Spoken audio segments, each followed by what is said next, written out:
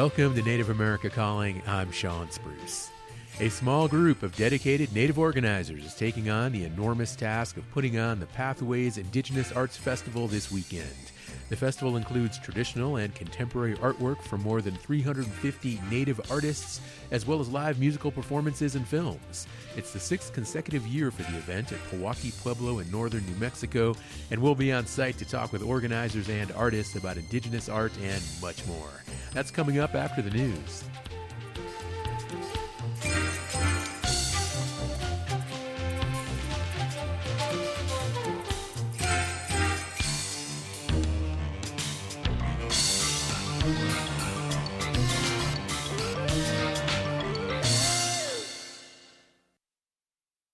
This is National Native News. I'm Jill Freitas. The state of Alaska is working with the Federal Emergency Management Agency and other agencies to collect what is known as right of entry forms from households impacted by ex-Typhoon Halong.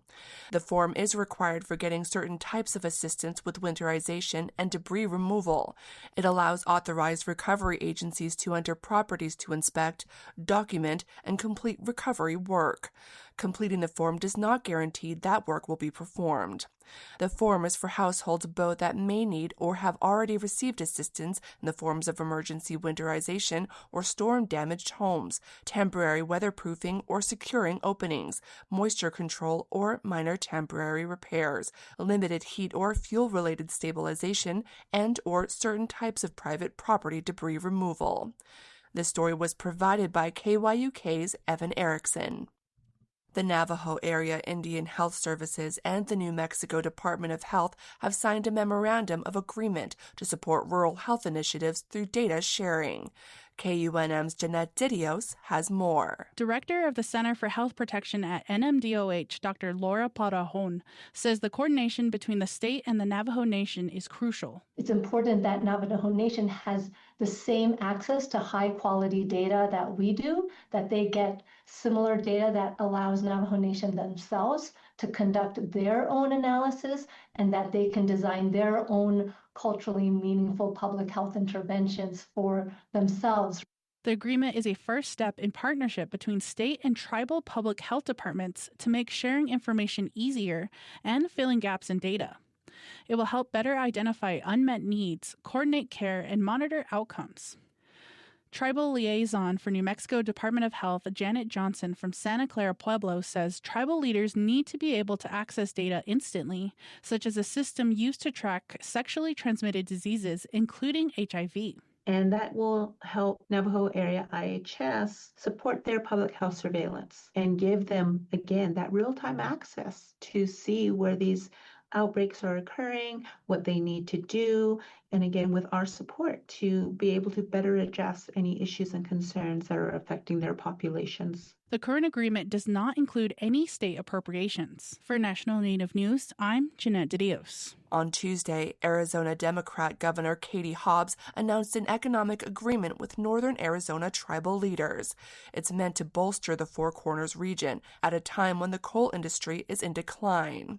KJZZ's Gabriel Pietrasio has more. The MOU is between the Navajo Nation, Hopi tribe, and the state, all of which are vulnerable to coal mines and power plants shutting down. That includes the Four Corners plant, which could close by 2031. The Navajo-owned company that fuels the aging facility recently announced plans to extend the life of a massive coal mine by more than a century.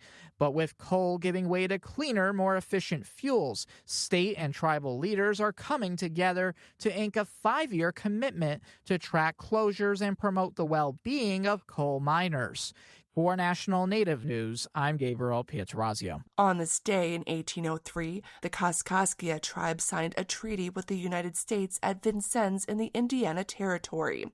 Under the agreement, the Kaskaskia ceded most of their lands in what is now Illinois to the U.S. The treaty provided the tribe with reserved lands, annual payments, and other assistance.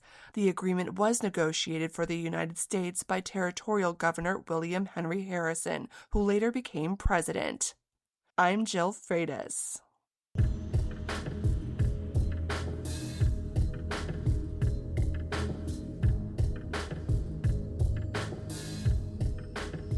National Native News is produced by Kawanak Broadcast Corporation with funding by the Corporation for Public Broadcasting. Support by Sonosky Chambers Law, championing tribal sovereignty and Native American rights since 1976. From opioids litigation to treaty rights to tribal self-governance. With offices in Washington, D.C., New Mexico, California, and Alaska. Sonosky Chambers Law. Tribal Development Partners, helping tribes build toward their goals through 105L leasing and essential facility development. Empowering sovereignty, strengthening community. More at tribaldevpartners.com, proud supporters of this show.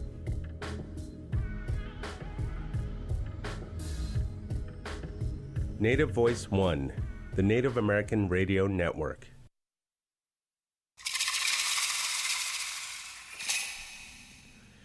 Live from the Pewaukee Pueblo in New Mexico, this is Native America Calling. I'm Sean Spruce.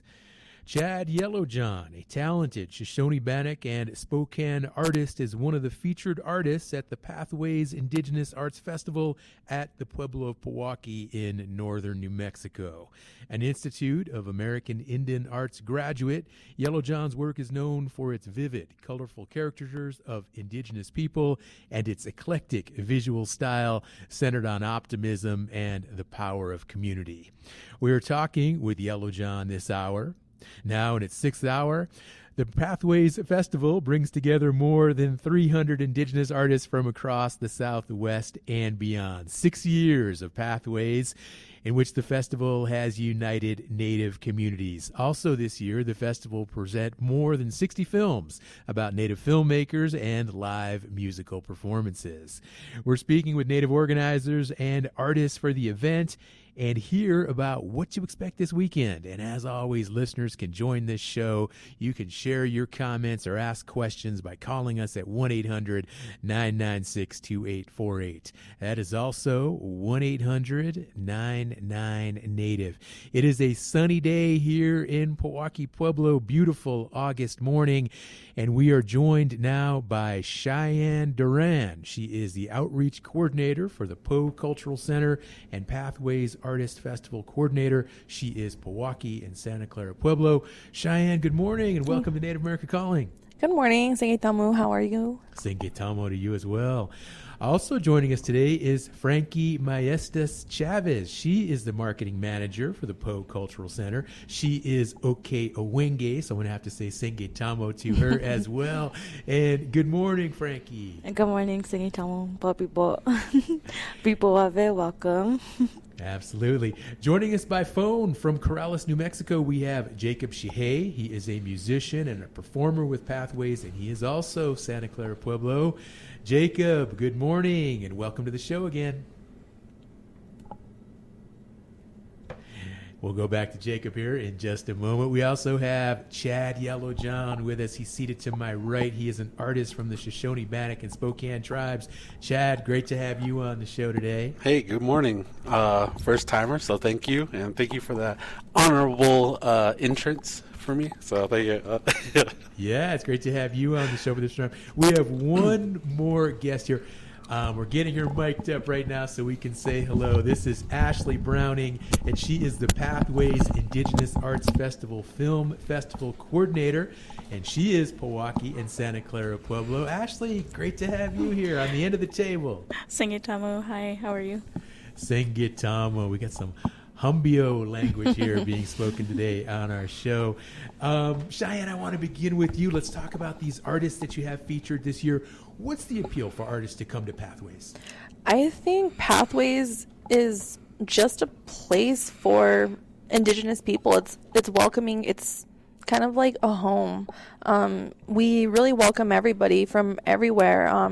All different tribes. We have a ton of artists from all over the country, and of course all types of art as well. You see not only traditional arts such as like regalia, pottery, jewelry, and things like that, but you also see 2D art. You see different types of like contemporary art, such as like people painting skateboards with Indigenous art, as well as what else would you think we see there?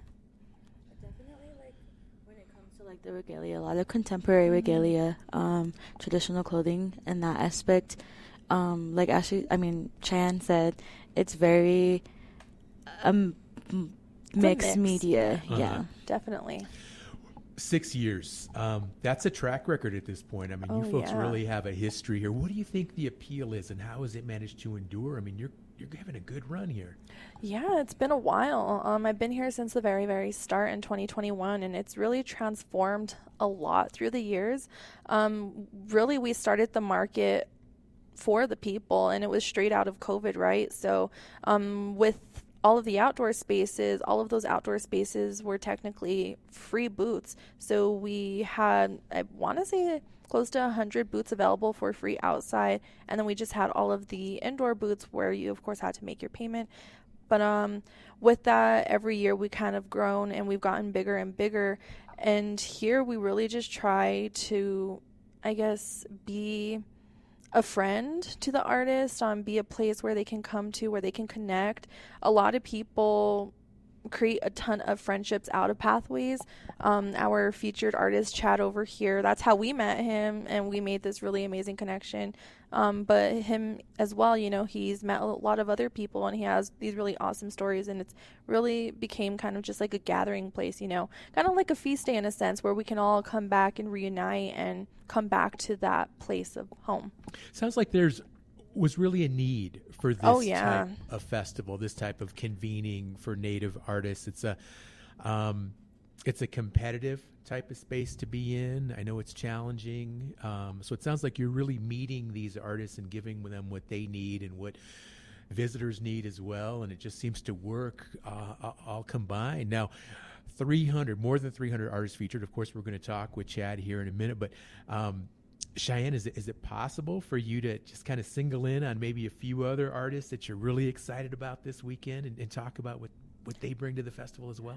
Yeah, I think it's really, really cool because, like I mentioned, you know, Pathways is kind of like a home. You see so many people, and they've been here since the first year. So it's really, really cool to see some of like the OGs, if you will, come back. And, you know, there was 2 years ago where I was actually pregnant, and they're still, you know, here coming like, how are your kids? Like, how are you? And they'll send me with gifts for my family, which is really amazing and super appreciated. But I would definitely say, you know, a lot of our PO instructors, such as Clarence Cruz, we have Eric Fender that will be showing here this weekend as well. We also have Martin and Arvada Rosetta, who are from Santo Domingo Pueblo, as well as Contretta and Kevin Cheresposi. They're out of Albuquerque, and they own the Native Gains brand, which is kind of like a twist on, what would you say, athleisure wear for Indigenous people. So that's really awesome. So I definitely have a handful of people that I'm really looking forward to seeing, and pieces that I'm looking forward to buying. A lot of these artists tend to make Pathways exclusives, so I already have my eyes on what I want to go purchase, which is pretty cool. It's gonna hurt my pocket, but it's for a good cause. I like how you give a shout out to the OGs. Oh, yeah. You guys got to do that. Frankie, how about you? Why is the festival important? The festival is important just because of how inclusive it is. I think PO and Pathways, we just want to include everybody, and whether that be, you know, anything and everything. We're just so inclusive. We're a community. We love it here. I hope everyone loves it here too. Yeah, definitely. I think the highest takeaway from Pathways is the inclusivity. Mm-hmm. For sure. Now, I know you do a lot of social media to promote Pathways. Also, during the festival, there are posts, and you're constantly, you know, communicating with viewers and others through social media. Tell me more about that strategy and why it's so successful. I guess the strategy and why it's so successful is we don't have a specific target audience. We try to target everybody, just because everybody who knows about PO and the Pathways are of all ages. And we just, like I said, again, include everybody. So definitely, like, whether that be through Instagram stories, Instagram reels, Facebook stories, Facebook reels, we try to hit like every little aspect in order to reach our audience. Now, we talked a little bit before the show. I know your mom is a seamstress, and textiles will be featured here this weekend. Tell me more about your family's work and your own legacy in art? Yeah, definitely. So I always think it's just really funny how we bring up Pathways and how, you know, my mom's been an OG. She's been at Pathways since day one. Mm-hmm. So if I wasn't working here at the time.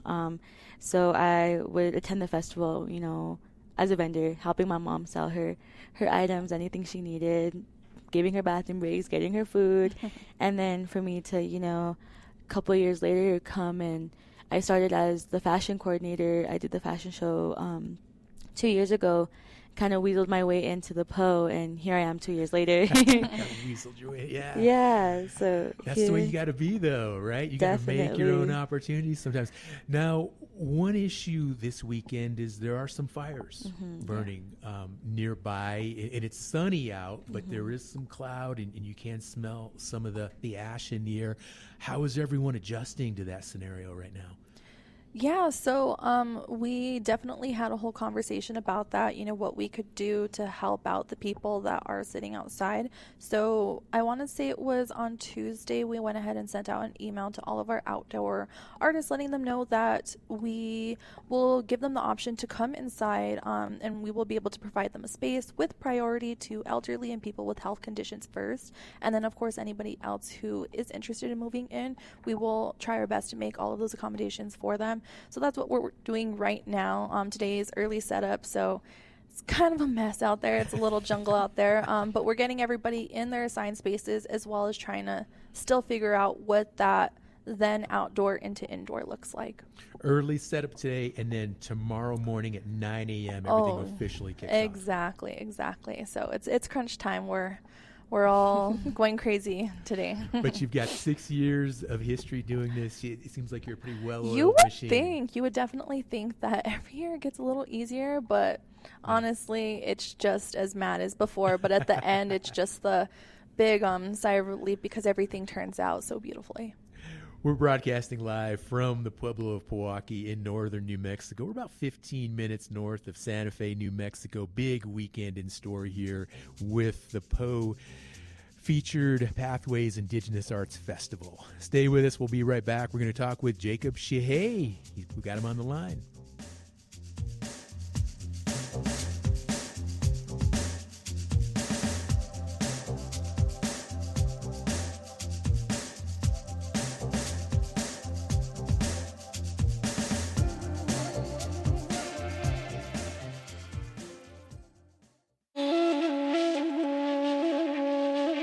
For nearly 105 years, Native artists from across the country gather for the annual Santa Fe Indian Market.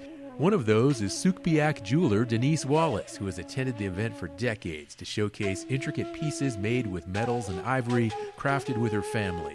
We'll speak with her and others about this important arts event on the next Native America Calling.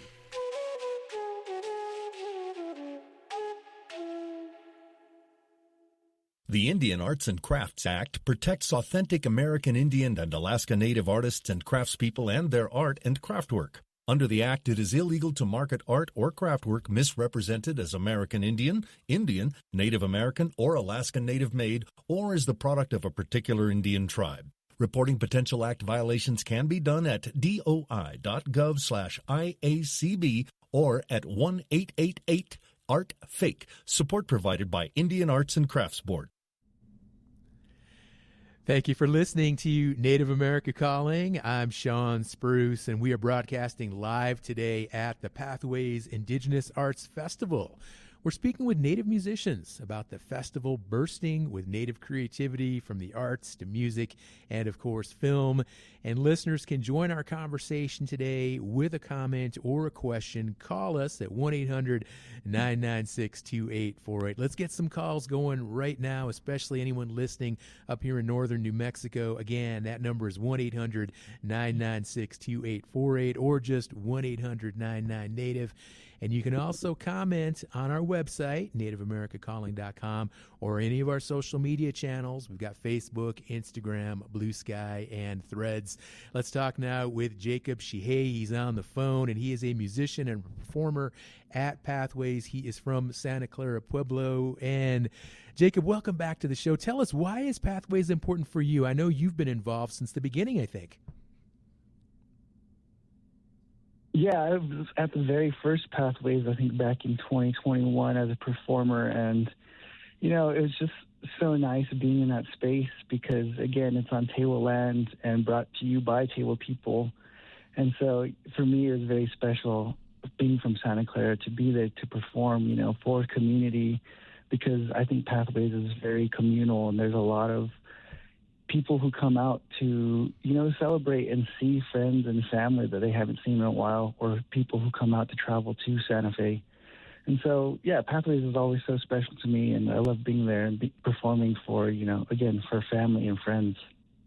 Well, Jacob, one of the big events this weekend is a performance with you and Gary Farmer and the Troublemakers. Tell us more about what it's like performing with, I'll just call him Filbert. I think most of our listeners will get that. It's been great. He's, I'm officially a troublemaker now this weekend, doing some shows and planning an upcoming tour in October. But, it's been great. We've been rehearsing weekly, trying to get ready for these shows, and it's been so much fun playing with Gary. He's such a great guy and great musician, and looking out for the band is, he does that a lot. So he's, again, great guy. I'm looking forward to playing there. We'll be there. The Troublemakers will be there on we'll be there on Sunday at 1 p.m., and then my band, the Jacob Shihei Trio, will be there on Saturday at 4 p.m. So looking forward to both those shows, and again, just looking forward to, all the performances, all the diverse performances that happen at Pathways outside of musicians and bands. There's dance groups, there's comedians there too. So looking forward to seeing everybody perform this weekend. Something for everyone this festival really offers. Jacob, for folks that might not be familiar with your sound, you have a vintage rock and roll vibe. Tell us more about your sound, and what are some of your favorite songs to perform live? Yeah, so I grew up, listening to 98.5, the oldie stations with my grandparents while my parents were off at school at UNM. So I grew up listening to Elvis Hour and the Beatles and, listening to Elvis's influences and the people he was inspired by. So I love rock and roll. It's what I love playing. And so my band, we play very rockabilly-based music, 50s rock and roll music. Love playing, music by Buddy Holly, Richie Valens, the Stray Cats, and also got an original song in there too, a little surfy song. So very inspired by 50s guitar music and 50s rock and roll. You mentioned station 98.5 oldies. That makes me feel like an OG because I still remember when that station came out. It didn't seem like it's been that long. Jacob, when you're not performing, what are you going to be doing? Are you out and about visiting booths and socializing? Are you networking? Or are you behind the scenes working on all the duties and tasks that go into making this event such a big success? Yeah, this year I'm lucky to be there with my wife to take photos and be the event photographers for Pathways this weekend. So I'll be there running around all 3 days talking to people. And I think that's so much fun because I've worked with the Pole Center in the past as the marketing manager, and helping put together this event is always so much fun. And I love seeing, again, people that I haven't seen in such a long time, or getting to talk to them and then ask them, how they're doing, and then ask for a photo of them. And it's always so much fun because they're smiling all the time. And so, yeah, I'm happy to be there all 3 days running around, and hopefully I'll catch Lou Diamond Phillips.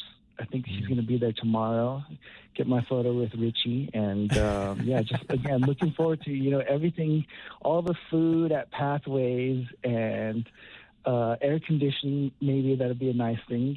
And again, performers and just everything that happens at Pathways. I'm just looking forward to all of it.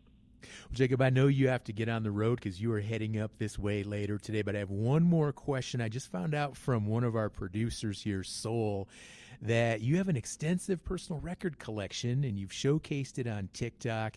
Tell me more about some of your favorite records, the old LPs that you have in this collection. Yeah, I've been collecting records now for the last, I'd say, 10 years, getting records from family members and just traveling. Whenever I travel, I always look out for any, native records that I can find. But I'd say my number one favorite that I have maybe 3 or 4 copies of is Three Worlds by Paul Ortega, which features my grandparents, Joel Hajola from Isleta Pueblo, and my grandma, Sandra Shihei from Santa Clara Pueblo. So, I love those ones, again, because it features my grandparents. My grandpa's on the back, this Paul Ortega. But I also do love the Okealinge, San Juan Pueblo Turtle Dance records. And, I just love any records that I can find Pueblo music on. All right. Well, Jacob, you travel safely up here to Pewaukee Pueblo, and we'll see you soon. All right. Thanks for joining us. Yeah, thanks for having, and many blessings to you. Thank you so much. 1-800-996-2848. Let's get some calls going. I want to hear from some listeners. Maybe you are planning to attend this event this year, or you've been to Pathways in the past. Tell us why the event is special to you, or what you have enjoyed about this event in the past and what you're looking forward to this year. Again, it's 1-800-99-NATIVE to join the conversation. Our next guest is seated here with me now, Chad Yellowjohn, an artist from the Shoshone, Bannock, and Spokane tribes. And Chad, let's talk a little bit about your artwork. It features lots of different colors, and you sometimes indigenize pop culture characters. Tell me more about your work. Describe your style for our listeners. My style comes a lot from, it's like inspired by my childhood, playing video games with my older brothers. And a lot of it came from Justin Bois, who's one of my favorite inspirations. And also growing up, I grew up watching Space Jam, and my brothers would watch Michael Jordan. And so seeing those worlds collide was the best mixture for my artwork. And so when Space Jam came out, I would pause the movies and I would just draw Bugs Bunny, Daffy Duck, the whole gang, and then I was able to just do it off on top of the dome. And so with my other I've been doing digital for maybe about 5 years now. And when I first got my iPad, I was drawing on my iPad, and there's so many layers. And growing up before digital, I was thinking that digital was the cheating way out of creating art. But after playing with my my iPad, it was this is not easy. This is crazy work. And so it definitely elevated my game. But yeah, like I said, a lot of my artwork comes from pop culture. And growing up, I grew up in an all-white school, and so I couldn't be Superman, I couldn't be Spider-Man, I couldn't be Wolverine, I couldn't be all these cool superheroes. And so when I started to indigenize pop culture, my mission was to make indigenous kids, brown kids, to feel a part of pop culture, to feel a part of the society. I'm looking at your website right now, littlecoyote.com. In your work, it just pops the way you feature those colors and just the whole style of these characters that you're able to illustrate. And the digital side, using a tablet, or just another tool, right? Mm-hmm. I mean, it's a whole new way to express yourself. Yeah. It sounds like there's a learning curve involved in that, for sure. You have an interesting philosophy, optimistic activism, and it shows up in your work. Tell our listeners more. What does that mean exactly, optimistic activism? It's more of, a lot of indigenous artists use Star Wars as a way to show that activism today. And so I was not really one to really speak out about how I feel when it comes to activism about, personal issues. And I'm not, you could probably tell right now, I'm not verbal. I'm not a verbal person. And so I don't know how to speak about my issues, but I know how to draw it and express how I feel. And so growing up with my mom, I didn't talk. My mom was worried that I was going to be mute for the rest of my life. And so I would just like say gibberish. But anyways, I would just draw how I basically just like doodle something, and my mom could tell like how I feel. And so I carry that on through today, is like through activism, is just like expressing how I feel. Tell me more about that transition when you weren't speaking as a young person, but now you speak more. I mean, you're really vocal now, it seems like, and it sounds like art was part of that whole process. Yeah, it really was. Wait, what was your question again? My bad. I'm just curious how that transition occurred from being, not really speaking, being essentially mute as a young child. I guess when I don't know, when I learned words, like, now you can't shut me up. Tell me about your time at IIA, cinematic arts, and how does that whole knowledge show up in the work you create now?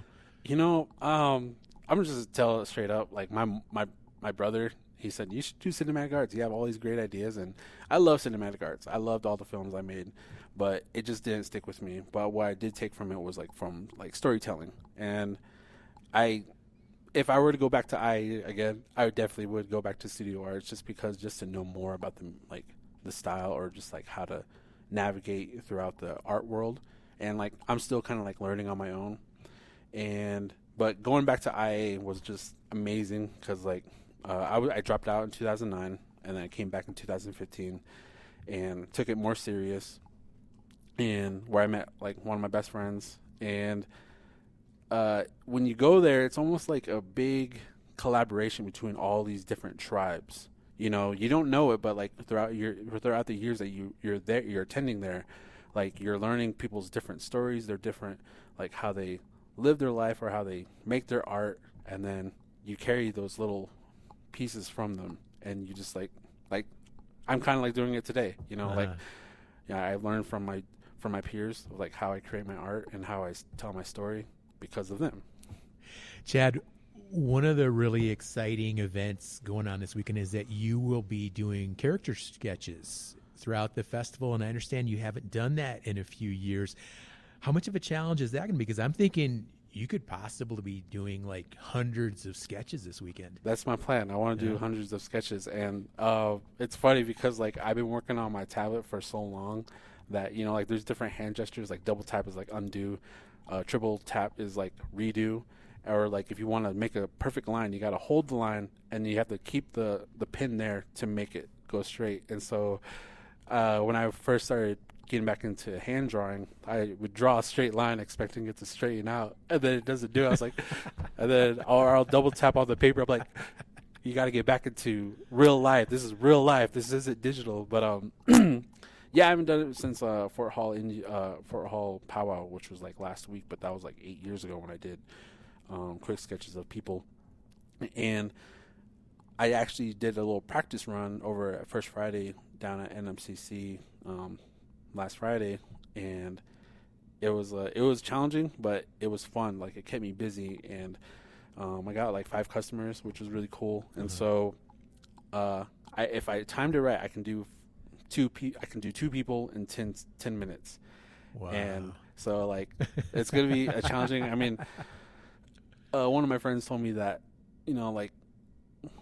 I'm struggling because I don't have a whole lot of inventory like I did last year, and so I'm just filling that space with that quick doodle. And so my friend said that maybe this is just a time for you to just re-spark something, reignite something inside of you, And so that's what I'm looking forward to this weekend, is just this whole quick sketching can reignite something in me, because I want to get back into hand drawing.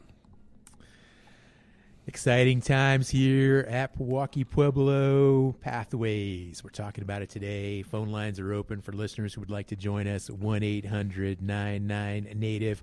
We have Ashley Browning here as well. She is the Pathways Indigenous Arts Festival Film Festival Coordinator. And Ashley, 60 films will be featured here this weekend. And there's a collaboration with IIA showcasing student works. Give us an overview of the main screenings. Yeah, so this year is our 6th year as Pathways Film Festival, but our 3rd year as a full-on film festival with open call submissions. When we started, it was just me asking friends and family, hey, you have a film, can I show it? And they were yeah. And it grew to this big Film Festival, where we're the first Indigenous film festival run on Native land by Native creators for Native creators, all within North America.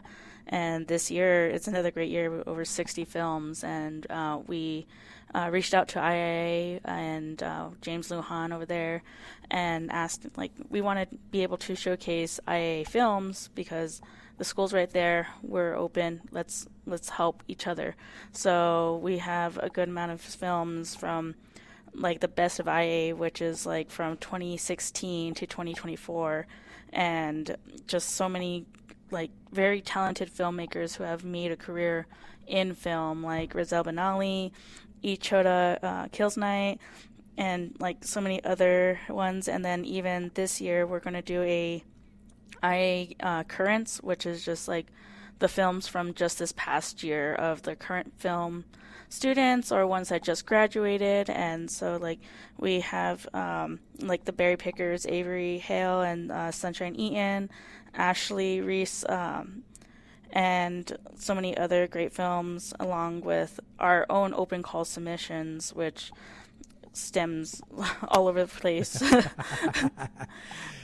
Pathways Indigenous Arts Festival is happening this weekend here at the Pueblo of Pewaukee in northern New Mexico, and we're learning about this whole element of film screenings with Ashley Browning. We're going to take a short break. We'll come back. We'll talk more with Ashley.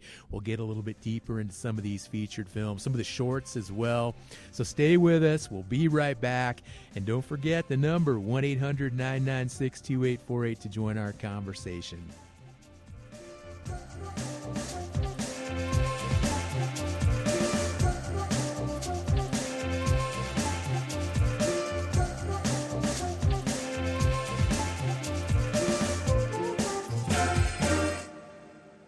BizCon Alliance 3-day conference takes place October 6th at the Foxwood Resort in Connecticut, connecting government and business decision makers to address today's federal, local, and tribal business landscape. More at bizconalliance.com. Command Holdings supports this show. Need an actionable plan to achieve your goals? Kaufman & Associates strengthens Native organizations through culturally grounded strategic planning. More at kaufmaninc.com, KAUFFMANINC.com. You are listening to Native America Calling. I'm Sean Spruce. Let's continue now our conversation with organizers and artists live from the Pathways Indigenous Arts Festival. We are live today at the Pueblo of Pewaukee, where the festival is taking place this weekend. Yahoo! From Tewa country. And let's go ahead and go to the phones right now. We got a caller on the line. This is Jordan Michael Smith, who's listening in Albuquerque on KUNM Radio. Hello, Jordan. You're on the line.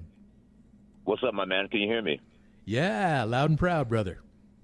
It's been a while. It's been the last time we talked was Dead Milkmen, and we were talking 280Z, so it's right up your everybody's alley. I just want to say I play in bands, obviously, and open for the Dirty Heads, all this stuff. But mad props to the folks that are putting this on. I know what a big deal. And having been to Lollapalooza, and my ex-wife is English, not Glastonbury, but mad props to the Jacob Shahey. My mom taught at Zia Pueblo and passed away 3 years ago, rest in peace, but I didn't know if Jacob, I know he's left the building kind of like Elvis, but just want to say way to go, and it's hot as you know what out there in this time of year, so it's much appreciated, or as my dad would say, we depreciate the hospitalization, so. Right on, Jordan. Thanks for joining the conversation today.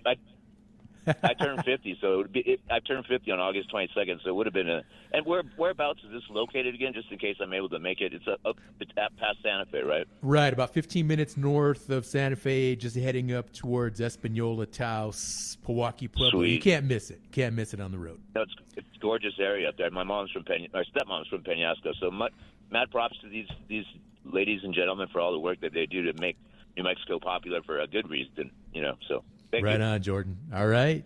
Joining the conversation there from Albuquerque, that was Jordan, 1-800-996-2848.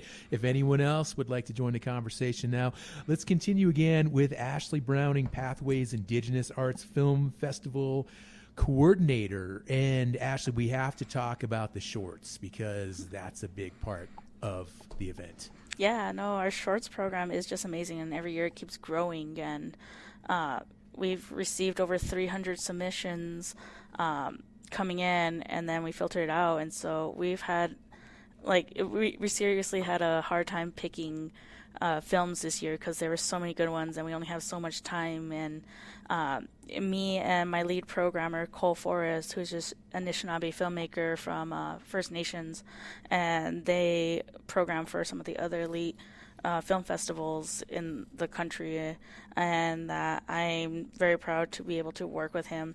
And so we get together, we look at all the films, we watch almost all of them.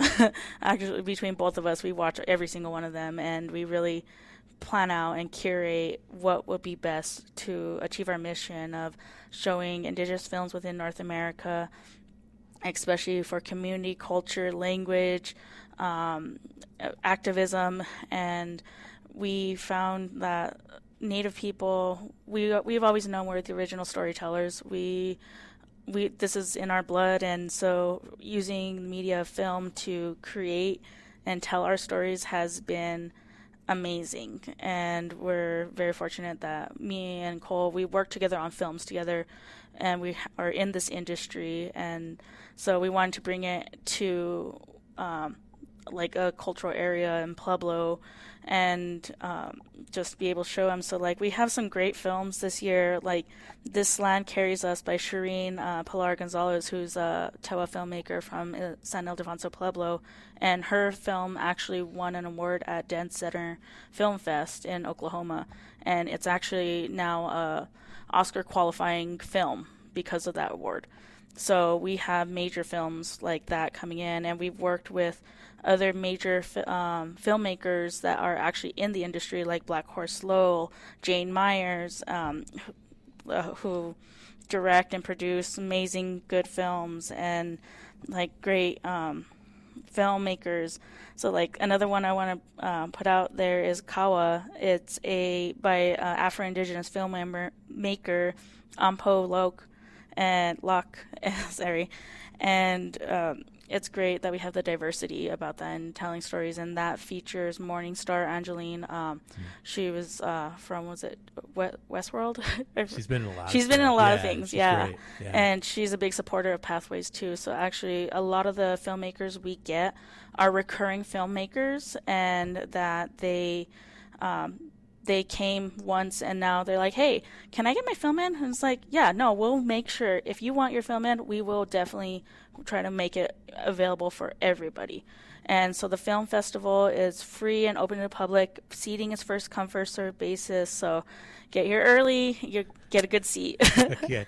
Yeah. Now, this whole film element, I mean, obviously it adds a whole nother dimension to the festival. And tell me more about that and just the importance of having film featured, as well as all the other media that's displayed here this weekend. Yeah, so when we first started Pathways, I was talking with Carl, and I told him, it's like, we should show film. We're showing all these other art forms of 2D apparel. We even do like cosmetic art, and we even like have dancers, performers, musicians, and film. We need to have film. If film, especially Indigenous film, has been growing so much within the last like 10 years. And so for us to be a center of like showing film, especially, we have Camel Rock Studios, which is right down the road, who shoots Dark Winds.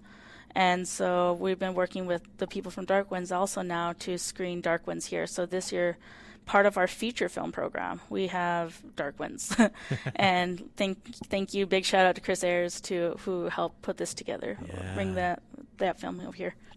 Ashley, Gangland.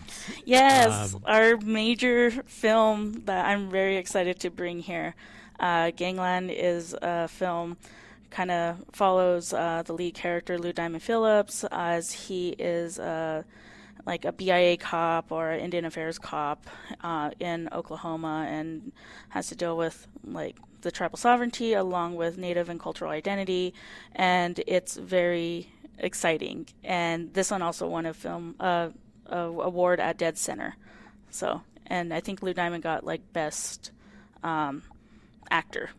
We had him on the show last month talking about the film, and he will actually be here along with other cast members. Yeah, so that's a great thing, as Lou Diamond Phillips will be here at Pathways, and he will be doing a panel with the coordination from Indigenous House. We are doing a panel with him, Lane Factor, James Whitecloud, Elisha Pratt, Reich Six Killer, and James Haley Jr. So major actors from Gangland are all going to be here, and so I really encourage people to come out, meet all of them. These are great actors, and we're very honored to have them here. Thanks so much, Ashley. Super exciting. Well, Cheyenne, Frankie, have we pretty much covered all the bases? What else do our listeners need to know about this weekend here at Pewaukee Pueblo? Definitely bring sunscreen and maybe an umbrella. I think it's supposed to rain, which is a great thing. But yeah, just look forward to seeing all of the artists, the different types of art you can purchase. There's something for everyone here, which is really, really awesome. And yeah, when you come through, just remember, you're on Tewa land, and it's really, really beautiful out here, and it's really great to have you guys all here. So I guess now, Thursday, before you guys get here, anyone who's listening, we'd like to welcome you guys to our community, to our home, to our Tewa country, and we hope you guys have an enjoyable and an amazing visit. Frankie, what about the food? Oh yeah, hey, I was just thinking about that. We're I haven't hungry. had breakfast yet. The food. It's just a variety of like everything. We have one of our, I guess, OGs in a sense, Menko, which means eat in Tewa, and he is a very good person to like. He makes indigenous food different, and in a good way, and he's just a really one of the persons you want to go to. We also have like another OG is like Resi House is the food truck we have. They have many Indian tacos and many what else is it like? Res dogs. Yeah. They're so good. We're gonna have the Squeeze Collective, which I think it's their first year. The Squeeze Collective is Indian teas and lemonades, and we're excited for that because we just had them for Paucus Feast Day. They were so good. So shout out to them. We have just a variety of different foods that we're excited about. And like Shai said, there's something for everybody here. There's something for everybody to eat here. Definitely. What about for families with young children? Do you have events for kids? We don't really have anything anymore. We definitely did have a kids' corner that we did in collaboration with Meow Wolf at the beginning. I would say the first 2 to 3 years. But as of right now, not so much. We're hoping to make some sort of arrangements in the future to bring something out here. Buffalo Thunder actually had the outdoor expo, I want to say in June, and they had this amazing like blow up obstacle course. So we're trying to figure out how we can get that for next year. Maybe put it out somewhere in the parking lot where we're not necessarily putting artists. So we're definitely thinking about things like that. But I mean, it's all inclusive. We have everybody here. I have my boyfriend. He comes out. He brings the kids. We're walking around. We're getting food. They're eating fried bread. There's a lot, and it's really, really cool because it's such a really friendly community. It's a really friendly space. Everyone here, like I said before, tends to make friends here with their neighbors, and so it's kind of like we're all just watching each other's kids. We're all taking care of them, so they're safe here. Yeah, Takes a village, right? Definitely, and that's what Pathways is. There's a lot of events here at this venue. There's big concerts, there's conferences. How does Pathways stack up throughout the whole year against all these other events that occur at this space? So with Pathways, we've actually put out like a 6-year plan. We have the dates already reserved in advance, not just for Pathways in August, but we also have our Pathways Winter Market, which is the weekend before Thanksgiving. So literally after Pathways now, we start planning for Winter Market. We go into applications come September, and usually by the end of September we're booked. October we're planning. So it's like we finished one Pathways just to start another Pathways. But as far as like, Buffalo Thunder and that whole coordination, they're a really great team to work with. And it's awesome because it's owned by the Pueblo Powaka. So we all just, come together, and it all goes back to our people, which is really, really great. But here, I think just last week they had, who was it performing? Queensryche. Yeah, so I missed it. And while Not OG. Yeah, exactly. And so while they were having the concert, we literally had our Albuquerque tent company setting up tents. So we all try to make it work, and it always, the puzzle pieces always fit. So yeah. How big is your staff? We actually have a really small staff. So yeah, the Polk Cultural Center, we're a museum that puts on this whole extravagant show, and honestly, we have a staff of about 18. So there's 18 of us on site that put this whole festival together. We meet, a group of like 6 of us meet together every single Tuesday from like the middle of December every single week all the way up until last Tuesday, and we're just working out all the kinks, all the details, and just hoping and praying and making it the great show that it is. Definitely. The Polk Cultural Center, that's a year-round venue. Oh, yeah. Like that, there's a connection there, right? And people can kind of go back and forth. Yeah, so I believe we'll have the museum open. It's open right now up until Friday.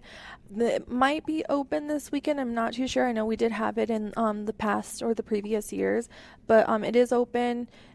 We offer free admission to all Native Americans, so honestly, any artists that are coming here today are welcome to go to the Polk Cultural Center, check it out. It gives us more, or it gives, I guess, people more of a perspective of who we are, what land you're on, where we come from, and what we do. And that's where a lot of Chad's work is featured this weekend. Oh, yeah, right? Definitely. He actually has a whole tower exhibit in our tower gallery. So you could see a ton of his pieces there, which is really awesome. But yeah. Wow. Ashley, now, in addition to doing all of this organizing, you're also a filmmaker. And tell us more about some of the projects you have coming up. Yeah, no, I'm a filmmaker. I produce a lot, so I actually help out on various projects. I worked on A24's The Curse. I was an associate producer for Outer Range season 2. So I've worked on independent films and in studio productions, and I'm really excited because one of the films that we're highlighting this year, it's a documentary that Shireen Gonzalez and myself have made. It's called Pathways More Than a Market, just spanning over 5 years of Pathways and where we came from, how we grow, and hearing from us here, actually, Cheyenne and Chad, and actually Frankie's mom, were all interviewed talking about Pathways, on how it's important and the purpose of Pathways. So we will be screening that documentaries on Saturday, and what's really great is we'll have Cheyenne and hopefully Chad can step away from his sketches so he could come and do a Q&A with us and just be able to really highlight of like the importance of Pathways. But yeah, I'm really excited, and I love doing film. Didn't realize I was going to do it, but I'm doing it. You are. Here I am. Frankie, we have time for one more question. I want to ask about your mom. Yes. She's on her way up. Is she excited? So it's kind of funny. We live like 15 minutes north of here, so she's probably coming around this afternoon. She's excited. The last, I want to say, 2-3 weeks have been, hey, can you come help me? Hey, I need this. You know what I mean? She's so excited. She's always ready. She set aside time away just for Pathways.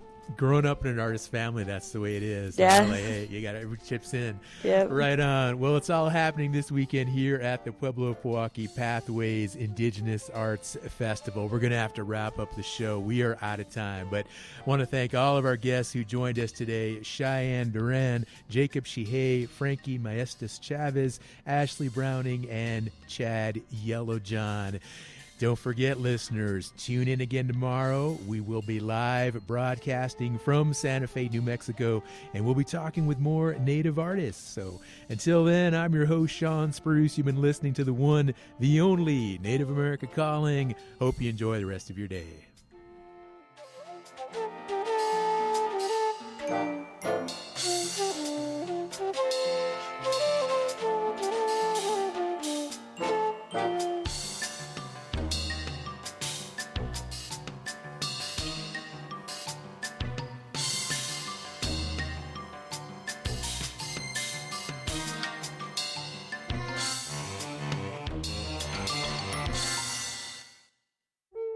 Program support by the Colorado Plateau Foundation, a native-led foundation supporting native-led initiatives protecting the lands, waters, and cultures of the plateau for generations to come. The Colorado Plateau Foundation helps to build networks, community, and organizational capacity. The Colorado Plateau Foundation is accepting grant proposals only through August 14th. Eligibility information is available at coloradoplateaufoundation.org. Who protects Indian country? Amerind does. As the only 100% tribally owned insurance carrier, Amerind helps strengthen tribal communities by providing reliable insurance coverage and keeping dollars in Indian country. From property and liability to commercial auto and tribal workers' compensation, Amerind is here to protect what matters. Celebrating 40 years of serving Indian country.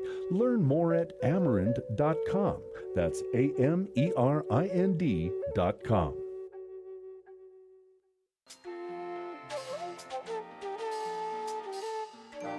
Native America Calling is produced in the Annenberg National Native Voice Studios in Albuquerque, New Mexico by Kawanak Broadcast Corporation, a native nonprofit media organization. Funding is provided by the Corporation for Public Broadcasting with support from the Public Radio Satellite Service. Music is by Brent Michael Davids. Native Voice One, the Native American Radio Network.